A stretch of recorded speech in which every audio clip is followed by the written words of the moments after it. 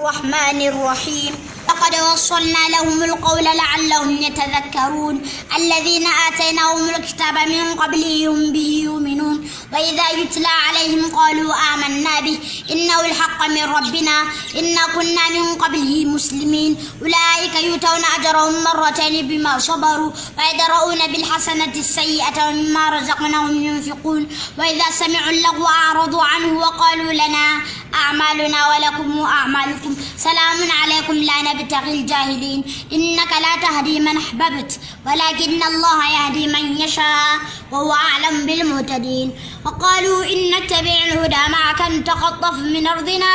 أولم نمكن لهم حرمنا آمنا أن تجبى إليه ثمرات كل شيء رزقا من لدنا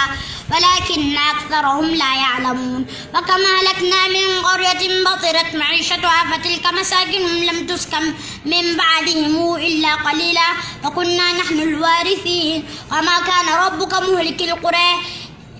حتى يبعث في أمها رسولا يتلو عليهم آياتنا وما كنا مهلك القرى إلا وأهلها ظالمون وما أوتيتم من شيء فمتاع الحياة الدنيا وزينتها وما عند الله خير وأبقى أفلا تعقلون.